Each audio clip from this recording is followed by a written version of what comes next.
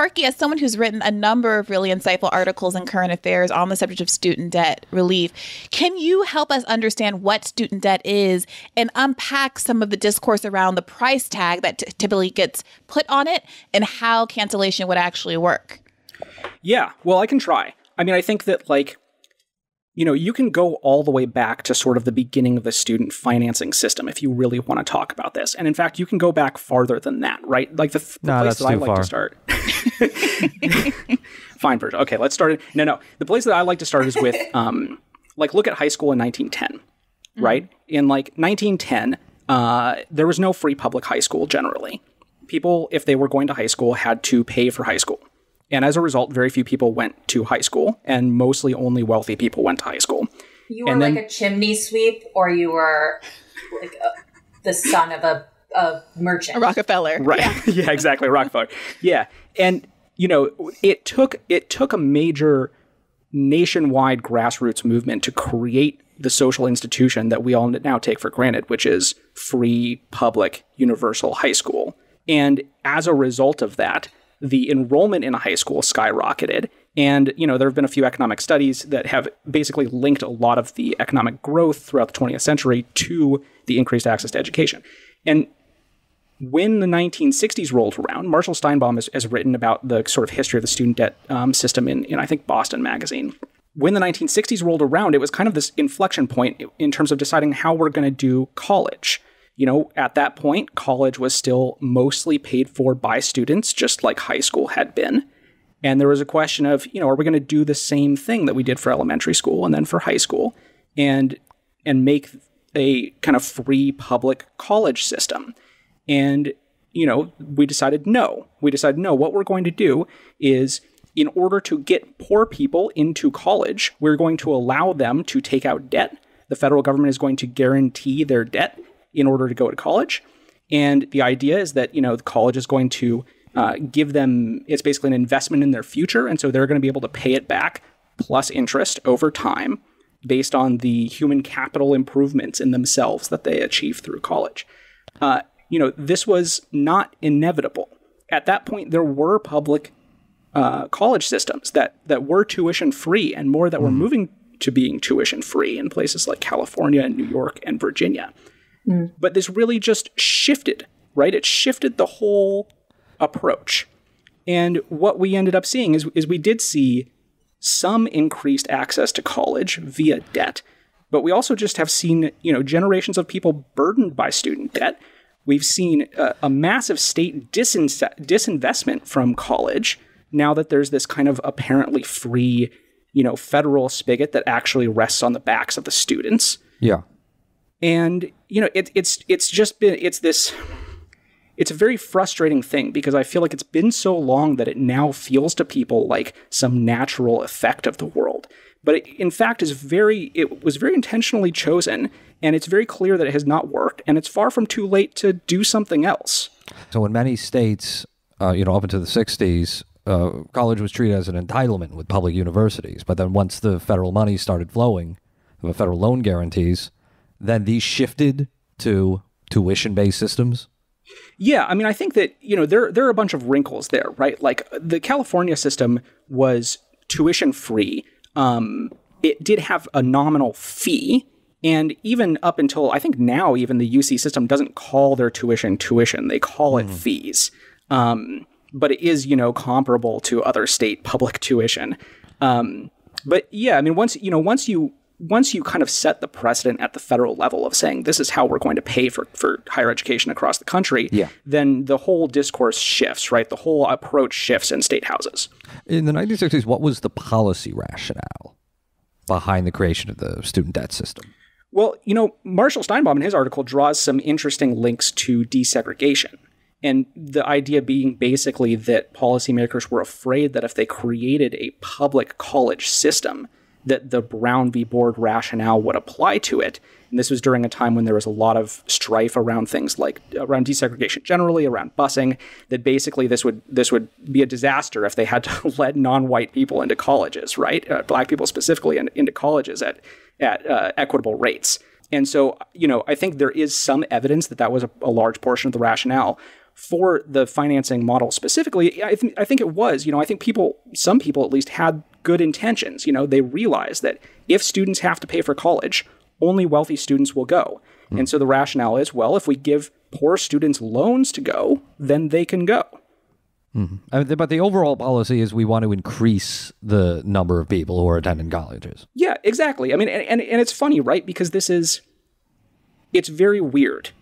Because one way that you can think about student debt is as a sort of tax on people who cannot afford to go to college but want to go to college. You have to pay interest back to the federal government as a result of doing it. And usually you use taxes to disincentivize things, right? If we were to say, okay, one group of people, you go for price A, and another group of people, you go for price A plus interest, you would think that what we're trying to do is discourage the second group of people from going. But in fact, the stated intention was to encourage it. And I think the result has been mixed, to say the least. Can you talk a little bit about that tax aspect of it? Because I think there's a narrative that says, okay, there was a bargain struck. You agreed to take out these loans. You need to pay back what you owe. And I think that there's a real disconnect for folks who perhaps have never carried the burden of student loan debt about exactly what those interest rates are, how high they are, and what the effect of that compounding interest is over the lifetime of a loan and people's ability to pay. And then the incentives that creates, as you've written about, Sparky, for the people who own that debt. I always get a little bit trepidatious talking about points like the interest rate, because I don't think the interest rate is really what matters, right? I beg to differ. I mean, that's fair, right? We can have an argument about that. I think the debt itself is what's really a problem and what's really hurting people. And I think the nature of the system is the wrong here, right? But if you're just kind of thinking about, what are the mechanics of it? It's very difficult to talk about this with people who have strong sort of moralistic assumptions about debt that they haven't really reflected on. But I would say, just from my own experience, I remember getting my, financial aid package. This is what they call it, financial aid package, or a financial aid award, when you get accepted to college, when you fill out your FAFSA, which, by the way, a lot of people who are eligible for student aid don't fill out their FAFSA because that in itself is an administrative requirement. Yeah. And you get it. And it's like a list of things in a financial aid award, right? And it's like, scholarship, Pell Grant, Stafford program, Parent Plus. It's not at all a clear document, especially if you're 17, 18, 19, especially if you're not particularly financially sophisticated. They make you go through these sort of student loan trainings, but the entire push, like everything that you ever hear when you're growing up, at least when and where I grew up, assumes that, of course, you want to go to college. Right. Anything is worth going to college, right? Everybody's got to go to college. Even up until 10 or 15 years ago, even though a lot of the really worst effects of student debt were already being felt by people, there really even wasn't a discourse around the fact that it could possibly be bad. When I was working in Oakland, I had clients who had student debt from like the late 80s from bullshit correspondence schools that had closed immediately, that they had just accrued, 4 or 5 times the amount of the original debt in interest.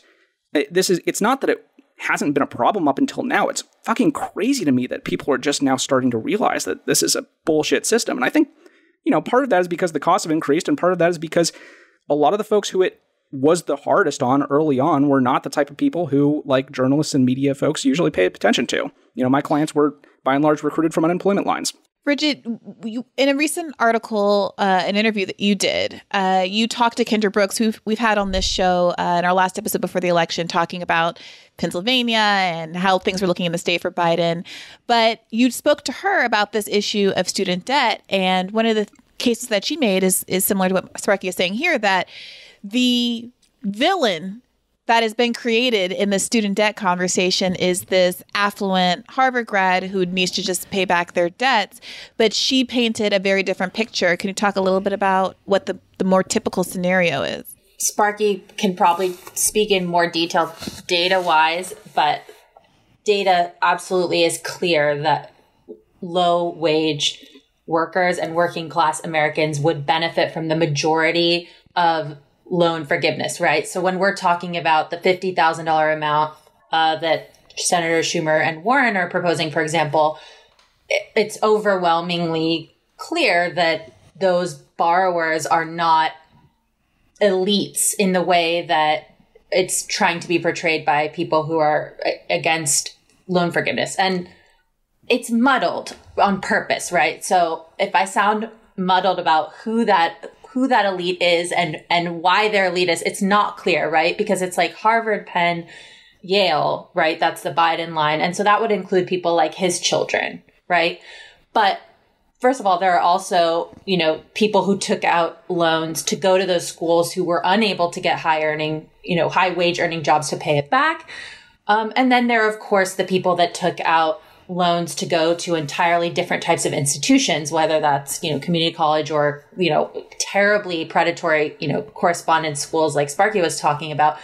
And all of those people are sort of being lumped into a tiny fraction of people that have student debt and need it forgiven, right? Because that's the other thing that data doesn't even necessarily show, right? Is that even if we were to cancel a huge amount of debt, that would include people that went to Harvard, took out loans and paid them back because they're, neurosurgeons or whatever, even though we know that neurosurgeons are not necessarily getting hired at the rate and making the money at the rate that they need to pay these loans, right?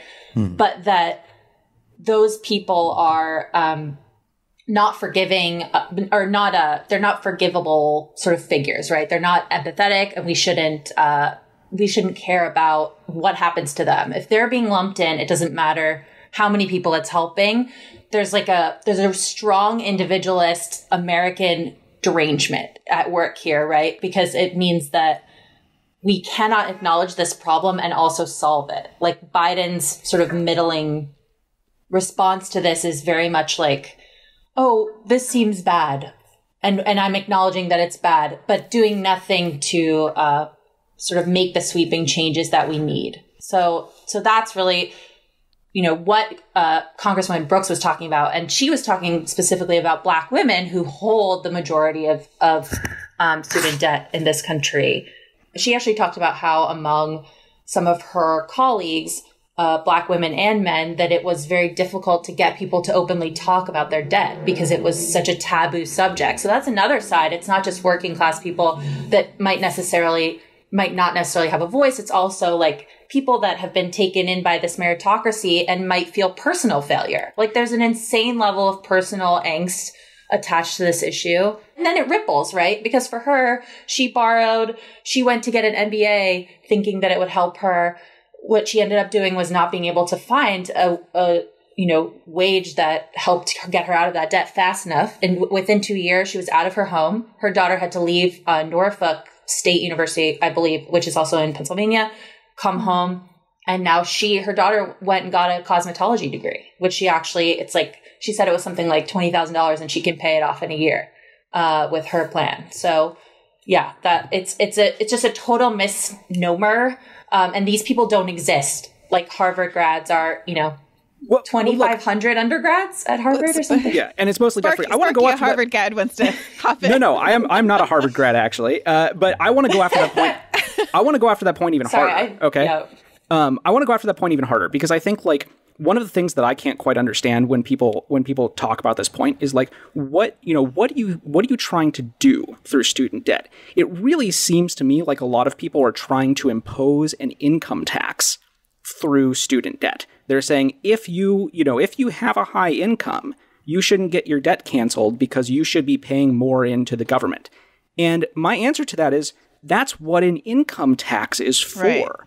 Right? You're not doing a real income tax through student debt because it's limited to people who could not afford higher education when they pursued it. You're not taxing people who could afford to pay for college, who had very rich parents to begin with. They're not paying this tax, right? It's a completely, I think that people get really, really mixed up on this when they start thinking about, okay, but like, who is really suffering under this and what are we trying, why should this person get cancellation and this person not get cancellation? Well, what are we trying to accomplish here? What I want to accomplish is maximum education, maximum access to education, and, government revenue sufficient to make space for whatever the programs that we want to create are. And I think that, that there's no reason to be linking education to to some monstrosity of a fucked up tax, and that's called something else.